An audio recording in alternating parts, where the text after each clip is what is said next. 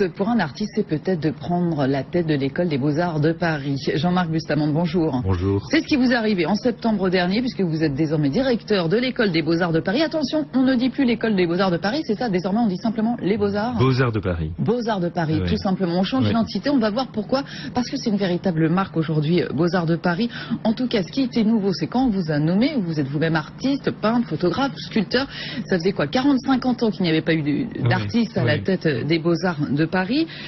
Vous-même, vous êtes enseignant, d'ailleurs, aux Beaux-Arts de Paris depuis quelques années, et vous continuez depuis 1996. Alors, premier bilan, au bout de 6 mois, j'ai retrouvé un article en septembre dernier, vous disiez... Peut-être parce que vous avez demandé à être élu, vous avez candidaté. Peut-être que je suis fou, que je vais crouler sous les contraintes et les ennemis, mais j'en suis très heureux. Vous pensez toujours la même chose? Vous avez effectivement croulé sous les contraintes et les ennemis? Je suis très heureux, c'est très particulier parce que j'ai l'impression d'être le maire d'une petite ville. Les Beaux-Arts de Paris, c'est 600 étudiants, c'est 60 professeurs, c'est 120 agents, donc c'est beaucoup de monde. Et des personnalités, des psychologies, les relations avec les syndicats, les relations avec les étudiants. On a vu dernièrement une nuit debout et tout ça, quelques petits problèmes. Et voilà, donc c'est très vivant et très riche et oui, j'ai beaucoup de plaisir. Et puis c'est une école et un musée finalement. C'est un double établissement. C'est plus que ça. Comme je dis, c'est un laboratoire et un conservatoire. C'est-à-dire que ce qu'on ne sait pas bien, c'est qu'on parle toujours de l'école. C'est pour ça que j'ai voulu un peu amplifier. Aussi pour faire en sorte que les Beaux-Arts de Paris rayonnent davantage. Parce que les Beaux-Arts de Paris, c'est avant tout, parce que c'est la plus vieille école d'art du monde. Et elle a amassé au cours des siècles 450 000 œuvres. Nous avons la collection de dessins la plus importante après le Louvre. Et nous allons l'année prochaine être labellisés musée. Nous allons devenir musée de France, ce qui nous contraindra quand même d'ouvrir et de montrer une partie de la collection. Et c'est aussi, si vous voulez, un palais des Beaux-Arts où nous avons eu justement la volonté d'ouvrir aussi l'école pour la nuit des musées, le week-end dernier. J'allais dire nuit blanche. Et une maison d'édition, etc. Donc beaucoup de choses. C'est ça, beaucoup de choses. Alors, comment on peut être davantage présent à l'international? C'est justement en faisant la promotion de cette marque Beaux-Arts de Paris? C'est d'une part en essayant de garder notre image. Je sais qu'on a perdu beaucoup, par exemple, à un moment donné, le continent sud-américain où les étudiants d'Amérique du Sud sont plutôt allés faire leurs études en Angleterre, à New York. Aujourd'hui, on a l'Asie qui s'ouvre. Je reviens de Pékin et il y a une vraie admiration des Chinois pour les Beaux-Arts de Paris, donc il ne faut pas les perdre. Et il y a, j'ai trouvé d'ailleurs un sponsor, mécène chinois, ils sont très très impressionnés par justement notre histoire et ce que nous représentons. Et puis, petit à petit, il y a aussi des opportunités. Il y a le Royaume du Maroc aujourd'hui entretient une relation très forte avec la culture et veut monter une vallée de la culture près de Rabat. Ils nous ont demandé notre expertise pour monter une école d'art à Rabat. Donc ça, nous on en fait un comité de pilotage et nous allons leur rendre un premier projet de préfiguration d'une grande école africaine parce que les Marocains se considèrent aujourd'hui beaucoup plus africains qu'arabes et donc il y a cette tête de pont avec laquelle nous participons. Donc Beaux-Arts de Paris à Rabat. Aussi, on crée à partir du mois d'octobre j'appelle ça une via ferrata, c'est une école du préparatoire, une classe prépa. Parce qu'on s'est aperçu aussi, un peu comme Sciences Po à son époque, la diversité n'était pas si grande et que pour peut-être une classe modeste, avoir pour des parents des enfants qui décident de faire des beaux-arts, c'est toujours un peu compliqué. Il faut convaincre les enfants et convaincre les parents. Et voilà, il y a 5 années de formation qui sont formidables. Et voilà, mais c'est une école, c'est une utopie un peu les beaux-arts. Hein. On a effectivement travaillé avec aussi différentes fondations et différentes écoles, la Fondation Culture et Diversité, etc. pour identifier dans les lycées du Grand Paris quels sont, avec les chefs d'établissement, les professeurs de dessin, essayer d'identifier comme ça des étudiants qui seraient intéressés par faire cette prépa. Il faut dire que les préparations autrement privées sont très chères, donc nous ça sera pratiquement gratuit. Et voilà. Et puis hier soir j'ai vu, on était déjà on croulait un peu sur les candidatures. Ouais, oui. C'est ça, donc mais c'est plus des candidatures de personnes un peu en difficulté ou qui sont accompagnées de bourses, etc. Une année de prépa, mais ça vous prépare aux Beaux-Arts et pas seulement? Ça prépare à tous les examens pour tous les Beaux-Arts de France. Voilà, donc ils peuvent tenter les Beaux-Arts de Paris, mais je ne sais pas combien d'écoles de Beaux-Arts en France, beaucoup. Et alors justement, quels sont vos concurrents aujourd'hui en termes d'écoles, Jean-Marc Bustamante? Est-ce que ce sont justement ces Beaux-Arts de province? Est-ce que ce sont des écoles étrangères, d'autres écoles privées d'art? Écoutez, la concurrence elle est grande, à cause de mondialisation oblige, c'est tout aussi intéressant d'aller faire ces études. C'est pour ça que le Maroc m'intéresse, que je me dis au fond, aujourd'hui une des écoles les plus prestigieuses c'est Düsseldorf, je me dis pourquoi pas on pourrait à un moment donné convaincre des étudiants d'aller faire leurs études à Rabat, plutôt d'aller faire à Los Angeles, à Toronto ou... Mais vous pourriez faire des alliances. Et on va faire ça, Je pense qu'il faut garder sa spécificité, il faut garder son ADN, Beaux-Arts, cette grande histoire, parce que l'histoire des Beaux-Arts de Paris, c'est aussi l'histoire de la France, c'est aussi l'histoire de l'art en France, avec tous ces grands artistes qui sont passés. Quand vous allez au Louvre, sachez que tous les peintres français de tous les siècles qui sont là, ont fait leurs études pour la plupart aux Beaux-Arts de Paris. Voilà. Alors juste vous dites en même temps quand vous arrivez je veux fermer l'école aux galeries et à toute cette ébullition factice. On ne forme pas des valeurs marchandes mais des esprits. Je crois que les choses sont claires. Quelle a été la réaction des étudiants? Est-ce que les C'est très compliqué. Il y a des étudiants, vous savez, l'art contemporain, je préfère dire l'art que l'art contemporain, mais l'art contemporain est très à la mode. Donc les jeunes ont envie de devenir des stars très rapidement, donc faut trouver une galerie. Moi je leur dis, écoutez, les peintres qu'on admire le plus des siècles derniers sont morts à 60 ans, vous allez vivre jusqu'à 120 ans. Donc ne vous pressez pas, ça va être long. Être un bon artiste, c'est pas obligatoirement trouver une galerie et vendre son travail cher.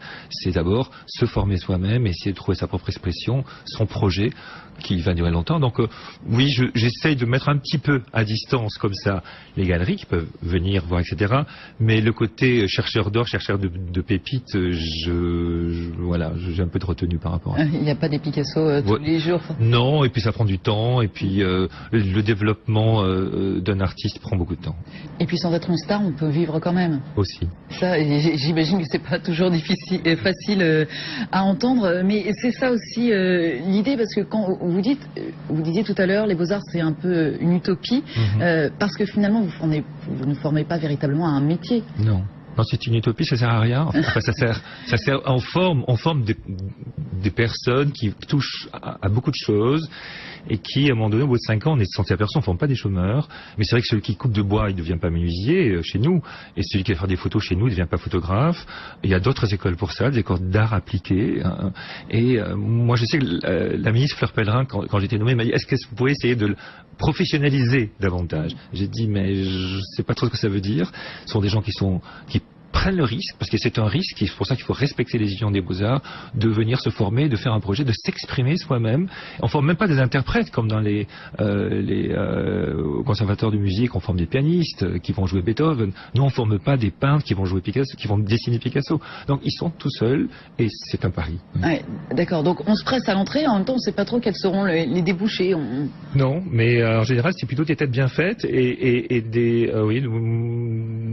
jeunes très audacieux. Et voilà, ils ne deviendront pas tous des artistes, c'est vrai, mais ils sont à mon avis assez bien formés. Et alors j'ai lu, Jean-Marc de Samonde, que vous êtes en train de créer l'association des anciens élèves qui n'existait même pas. Oui, ça c'est dingue. Ah, ça c'est incroyable. Ouais, voilà. Donc ça vient. Ça vient, on va y arriver. Est-ce qu'on verra autant qu'on a pu voir à la nuit des musées? Parce que alors là, vous avez ouvert toutes les portes. Alors la nuit des musées, c'est une expérience très étonnante, parce que j'ai confié à un artiste américain, je lui ai dit voilà les clés, tu as les collections à ta disposition, fais-nous un parcours de nuit dans les Beaux-Arts. Et les Beaux-Arts, c'est des bâtiments, c'est comme des catacombes, des bibliothèques, des collections, etc. Donc on a fait un parcours, 3000 personnes sont venues, ont pu, comme ça, à la lampe torche, découvrir. Nos étudiants étaient les guides, les précédés, comme ça, donc il y avait une responsabilité aussi des étudiants par rapport à leurs biens, et ça, je crois que c'était très important, et c'était une fois, une nuit, la nuit, donc, et voilà, donc l'expérience des ateliers ouverts, c'est autre chose, c'est rencontre avec les étudiants, rencontre ce qui se fait pendant la journée, mais je crois que ça vaut la peine. Pour découvrir ça. Et ce que je disais, Jean-Marc Gostamont, c'est que, effectivement, vous avez fait appel à un artiste parce que vous êtes aussi, vous serez encore plus demain un musée, donc avec des productions d'exposition, avec une programmation. Oui. Comment on joue comme ça sur les deux tableaux? Voilà, moi je pense que, comme je vous disais tout à l'heure, laboratoire, conservatoire. Je pense que pour les étudiants, ils sont très fiers de pouvoir qu'au Palais des Beaux-Arts, que nous allons rénover maintenant, qu'est Malaquais, nous allons avoir une programmation d'exposition temporaire. Du coup, il va y en avoir davantage? Très important, davantage. Et maisons d'édition importantes aussi, où nous avons des collections comme les écrits d'artistes, etc., qu'on va aussi un petit peu booster. Et voilà, c'est une fierté, c'est une chance, c'est une opportunité d'avoir là un creuset extraordinaire où on peut voilà, montrer, produire, faire de la recherche. On fait partie maintenant de l'université PSL. Nous avons des recherches nous avons nos premiers doctorants qui soutiennent des thèses, non pas par un mémoire, mais soutiennent des thèses par une exposition. Donc le premier thésard a présenté sa première exposition et il a soutenu sa thèse avec ses tableaux. Et ça, c'est une chose assez nouvelle aussi qu'on a mis en place avec l'école normale. Parce qu'effectivement, vous dites il y a besoin d'unité de valeur, finalement on n'a pas besoin de mémoire, tout ça, c'est compliqué. En même temps, on fait partie, si vous voulez, de ces accords de Bologne, licence, master, doctorat, et on voudrait effectivement, et on est quand même assez particulier, donc on est un petit peu même chez PSL. Je pense qu'ils ont besoin de nous, on a un peu besoin de nous, Paris Sciences et Lettres, donc cette très grande université qui est en train d'éclore et qui représente un peu les très grandes écoles particulières de recherche que nous allons à Paris, que ce soit les sciences, la philosophie, l'art, etc. Donc c'est un grand projet et qui est assez fascinant. Il faut trouver sa place spécifique. Mais nous on est un peu particulier parce que de temps en temps, parce qu'on ne sont pas des universitaires, les étudiants ne sont pas des universitaires. Un artiste peut être un intellectuel et quelqu'un d'intelligent, c'est pas obligatoirement quelqu'un qui va donner des cours. Donc voilà, on touche un petit peu, on ouvre. Voilà. Vous avez encore le temps de travailler pour vous, d'exister en tant qu'artiste, Jean-Marc Bustamante? Alors, je dirais pas de plus en plus, mais autant, parce que je sens cette responsabilité qui est importante pour moi, parce que je sais que c'est pas ça qui va m'aider dans ma carrière. Donc là, je viens d'exposer, je travaille avec la Galerie Repac et je viens de faire une nouvelle exposition. Je prépare 2 autres expositions à l'étranger, une à Copenhague et une à Hambourg bientôt. Un peu moins de temps, mais je sais que je ne vais pas rester trop longtemps directeur des Beaux-Arts de Paris. C'est un contrat 3 ans et demi, 4 ans, puis ça suffira. Mais c'est pour ça que je suis un mandat, mais un mandat efficace. Et on verra bien. Et je pense que ça va faire du bien peut-être à mon propre travail. Je regarde. Je m'occupe un peu plus des autres aujourd'hui. Mais voilà, on verra ce que ça produira sur mon propre travail ensuite. Justement, qu'est-ce que vous pensez que ça vous aura amené? Alors, il y a un petit peu tôt, on le disait, là, ça y est, vous commencez à poser les jalons, mais le fait de prendre la direction de tout ceci, justement, peut-être d'aller encore plus vers les étudiants, même si vous êtes prof, on le disait, depuis plusieurs années, qu'est-ce que ça vous amène, justement, dans votre création artistique? Ça, je peux pas savoir. Ça m'amène humainement, en relation avec les étudiants. Ce matin, j'étais avec mes étudiants à Saint-Ouen. Parce qu'il y a 2 sites, Saint-Ouen et Québec. Voilà. Cet après-midi, je crois que j'ai une réunion avec les syndicats. Après, je sais pas. Et ce côté manager. Et non. Alors tout ça, pour moi, c'est très très riche. Oui, ça va. Je sais pas. Oui, on va voir. Et vous vous sentez manager aujourd'hui? Parce que c'est un peu ça aussi, Je me sens pas manager, mais je me sens des talents que j'ignorais un petit peu, voilà. J'aime bien faire travailler les gens ensemble. Donc j'aime beaucoup mais je fais ça aussi dans mon propre travail où j'ai des assistants, où on travaille. J'aime beaucoup demander l'avis, par exemple, des assistants sur mon propre travail. Et de la même façon, là en ce moment, on est en train de faire une campagne pour les Beaux-Arts de Paris, etc. J'adore travailler en groupe et ça, c'est une opportunité parce que les collaborateurs avec lesquels je travaille, les personnes que je rencontre sont des gens passionnants. Alors on rappelle en ce moment Marc Guillon, en ce moment aux Beaux-Arts de Paris. 30 juin, prenez date, 1er 2 juillet pour les ateliers ouverts. Notre petit questionnaire sur Paris. Goût de luxe Paris, Paris en question. Jean-Marc Bustamante, quel est votre plus grand luxe à Paris? Actuellement, c'est d'être directeur des Beaux-Arts de Paris. C'est déjà pas mal. Et quand vous avez c'est du luxe. Le temps d'arpenter les musées, si je vous laisse le choix, musée d'Orsay, Centre Pompidou ou un autre? Je vais me fâcher avec aucun d'entre eux, mais j'habite juste en face d'un petit musée que j'aime beaucoup, qui est le musée de la Vie Romantique, qui fait de très belles expositions. J'ai le musée Gustave Moreau aussi dans mon quartier qui est magnifique. Il y a le musée aussi Henner qui vient d'ouvrir, qui est un très très beau musée. Donc Paris aussi rattrape un peu son temps.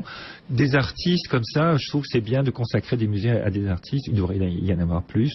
Et voilà, donc il y a ces beaux petits musées qu'il faut fréquenter autant que les grands que l'on connaît bien. Et il y a quelque chose qui vous agace dans la capitale française? Peut-être avoir des difficultés à parler directement aux gens au téléphone, ou je sais pas, les rendez-vous, c'est un peu compliqué. Je suis un peu pressé, donc parfois j'ai du mal à... Ça, c'est parisien, ça. Oui. C'est très parisien.